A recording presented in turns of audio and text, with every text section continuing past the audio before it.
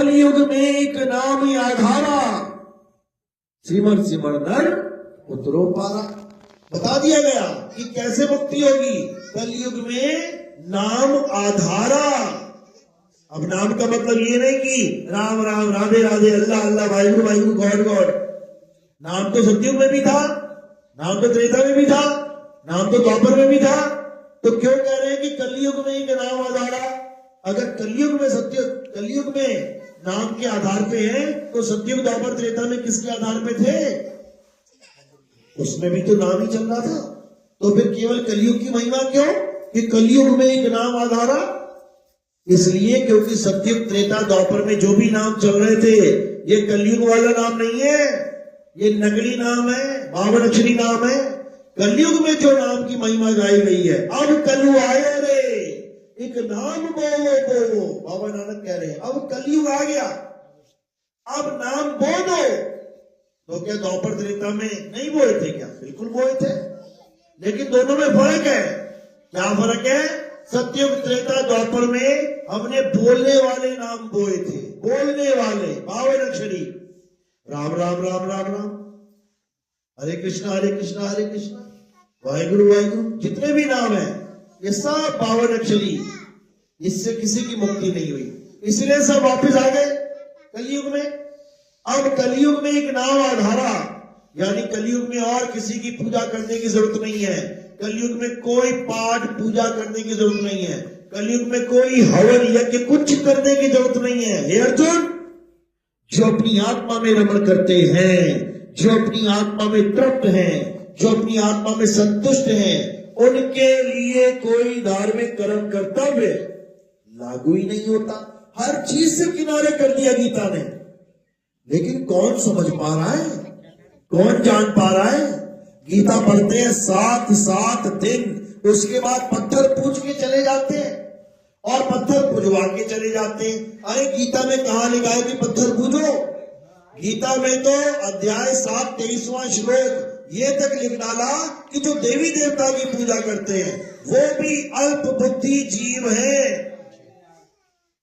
देवी देवता की पूजा करने वाले अल्प बुद्धि जीव है, तो पत्थर पूजने वाले क्या हुए? वो तो बुद्धिहीन प्राणी हो गए। ये गीता बोल रही है, मैं नहीं बोल रहा हूं। पढ़ो। आंखें दी भगवान ने, बुद्धि दी भगवान ने, साक्षरता दे दी भगवान ने, अरे गीता भी दे दी भगवान ने। अभी भी खोल के नहीं पढ़ी तो कब पढ़ोगे? मरने के बाद। मेरे भाई गीता पढ़ो, अध्याय 2, अध्याय 3, अध्याय 7 जरूर पढ़ो। ये 3 अध्याय तुम पढ़ लोगे, तुम्हें 99% कहानी समझ में आ जाएगी कि आखिर करना क्या है, जाना कहां है, समझो। तो गीता क्या कह रही है कि किसी भी देवी देवता की पूजा नहीं करनी है। हे अर्जुन, देवी देवता की पूजा करने वाले देवलोक को चले जाते हैं, पितरों की पूजा करने वाले पितरलोक को चले जाते हैं, भूतों की पूजा करने वाले भूतों के लोक में चले जाते हैं। हे अर्जुन, लेकिन मेरे अनन्य भगत वो कौन? जो मुझे यथार्थ में जानते हैं, जो मुझे आत्मा करके जानते हैं, जो मुझे शरीर रूप में जानते नहीं बोला, बल्कि ये बोला जो मुझे शरीर रूप में जानते हैं वो मूढ़ बुद्धि है, वो मूर्ख है। जो मुझे सोचते हैं कि मैं 2 पैर, 2 हाथ, 2 आंख, 2 कान और ये बाल खाल हूं, नहीं हूं। मैं शरीर नहीं हूं, शरीर तो नाशवान है, मैं नाशवान नहीं हूं। हे अर्जुन, मैं अविनाशी आत्मा हूं। कहां समझ में आ रहा है किसी को? कहां समझ में आ रहा है किसी बाबा को? बड़े बड़े पंथ चला लिए, बड़े बड़े आश्रम बना लिए, बड़े बड़े मंदिर बना लिए भगवान कृष्ण के नाम पे, और कृष्ण जी क्या कहते रहे कि ये संसार से छूटना, इस संसार से निकलना ही हमारे जीवन का परम उद्देश्य है। और इन बाबाओं ने क्या उद्देश्य बना लिया अपने जीवन का कि बड़े से बड़ा मंदिर बनाएंगे, बड़े से बड़ा आश्रम बनाएंगे और उसके बाद संगमरमर लगवाएंगे। बताओ, संगमरमर चीख चीख के बोल रहा है कि प्रभु को छोड़ के मेरा संग करेगा तो मर मर, यानी एक बार नहीं कई बार मरना पड़ेगा। संग मर मर मर मर के तेरी हालत खराब हो जाएगी। इसलिए मुझसे मोह त्याग, ये आश्रमों का मोह त्याग, और क्या कर, उस प्रभु के धाम से मोह लगा। अरे नकली देश में कोई नकली मकानों से भी मोह करता है, असली देश के असली स्थान से मोह कर, अपने असली निज घर से मोह कर। तो कह रहे हैं सोई गुरु पूरा कहावे, दो अक्षर का भेद बतावे, एक छुड़ावे एक लखावे, तब प्राणी निज घर को जावे। इसका मतलब अभी निज घर में नहीं है, अभी निज घर में नहीं है तो फिर कहां है? जो लोग ये कहते हैं कि संसार परमात्मा ने बनाया है, असल में वो इस संसार को निज घर मानते हैं, क्योंकि परमात्मा ने अगर कुछ बनाया है तो वो निजी तो है। लेकिन नहीं, ये संसार परमात्मा ने नहीं बनाया है। ये संसार किसने बनाया है? ये मन और माया की सृष्टि है। इसलिए संसार में जितने भी 2 नंबर का काम कर रहे हैं, इसलिए संसार में जितने भी भ्रष्ट हैं, इसलिए संसार में जितने भी चुस्त चालाक है, दूसरे को दोष देने वाले, दूसरे का नुकसान करने वाले, ये सब मजे कर रहे हैं, सब मजे कर रहे हैं। लाखों की गाड़ियों में घूम रहे हैं, करोड़ों रुपया जेब में धरा हुआ है, सारी ऐश कर रहे हैं, मजे कर रहे हैं। और जो सत्यवादी है, वो जो सच्चा इंसान है, वो धक्के खा रहा है। जो ईमानदारी की रोटी कमा रहा है, वो भूखा सो रहा है। तो क्या ऐसा देश है परमात्मा का? क्या परमात्मा ने ऐसा देश बनाया था जहां सारे भ्रष्ट महान दिखाई दे रहे हैं और सारे महान अति गरीब दुखी दिखाई दे रहे हैं? ऐसा परमात्मा का देश है क्या?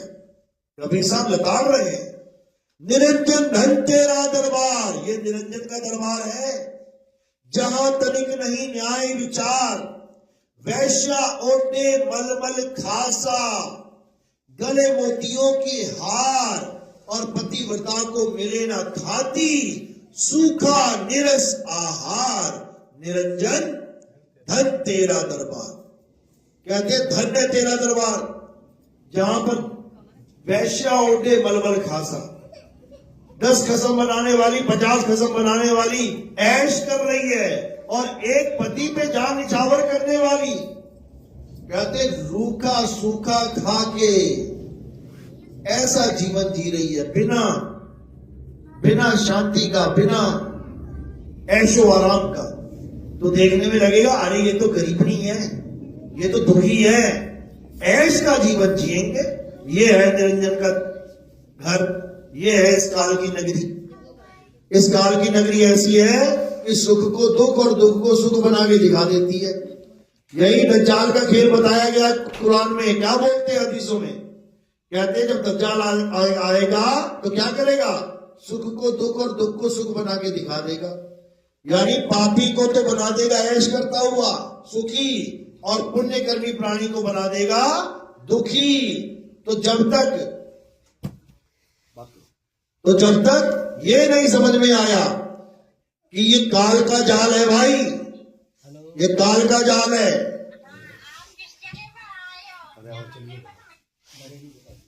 तो ये काल का जाल है, और इस काल के जाल से कैसे निकलेंगे? एक ही रास्ता है, बचना चाहो काल जाल से तो चीनो शब्द हमारा, और कहे कबीर अमर कर राखूं जो निज होए हमारा। यानी अब केवल शब्द की बात करेंगे, शब्द से ही हम सबकी मुक्ति होगी, बिना शब्द के किसी की मुक्ति होने वाली नहीं। तो कहते हैं शब्द बिना सुरत आंदरी, अरे कहो कहां को जाए, द्वार न पावे शब्द का, और फिर भटका खाए। तो जब तक शब्द का भेदी गुरु नहीं मिलेगा, तब तक किसी का कल्याण होने वाला नहीं है। तो क्या कह रहे हैं कबीर साहब कि शब्द हमारा तू शब्द का, सुन मत जा सड़क, और जो चाहे निज रूप को तो शब्द ही ले परख। जब तक शब्द का भेदी गुरु नहीं मिल गया, शब्द का पारखी गुरु नहीं मिल गया, तब तक किसी का कल्याण होने वाला नहीं है। तो अब क्या करना है? अब हमें शब्द विवेकी पारखी गुरु चाहिए। गुरु सबने बना रखे हैं, कोई बात नहीं, अच्छी बात है, गुरु बनाने चाहिए, लेकिन कह रहे शब्द विवेकी पारखी। जब तक शब्द का विवेकी यानी शब्द का विवेक देने वाला, परख करवाने वाला गुरु नहीं मिल गया, तब तक कल्याण नहीं होगा। समझ लो अच्छे से। इसलिए क्या बोल रहे हैं कि गुरु मेरे सभी बड़े, अपनी अपनी ठौर, और शब्द विवेकी पारखी, सो माथे का मोर। शब्द विवेकी पारखी, सो माथे का मोर। यानी तुम्हें बहुत से शब्द दिए होंगे गुरुओं ने, बहुत सारे, हिंदी के, पंजाबी के, उर्दू के, फारसी के, दुनिया भर के नाम दिए होंगे, दुनिया भर के नाम जपे होंगे, लेकिन शब्द विवेकी पारखी, शब्द का विवेक देने वाला, परख कराने वाला गुरु तुम्हें जल्दी नहीं मिलेगा। कारण क्या है? क्योंकि जब तक सतगुरु ना आ जाए जीवन में, कोई शब्द का विवेक कर ही नहीं सकता। क्योंकि सतगुरु का काम ही यही है, विवेक करवाना, सार और असार का निबेड़ा करवाना। वो क्या करता है? असार को तो उड़ा देता है और सार को ग्रहण करवा देता है। सतगुरु ऐसा चाहिए जैसा सूप सुहाए, और सार सार तो गही रहे, थोथा दे उड़ाए। थोथे को तुम्हारे जीवन से बिल्कुल किनारे कर देगा और सार तुम्हारे जीवन में लेके आएगा। सार क्या है? अरे सत्य नाम है सार। बूझो संत विवेक करी, उतरो भवजल पार। सतगुरु का उपदेश यही। तो सार क्या है? सत्य नाम ही सार है।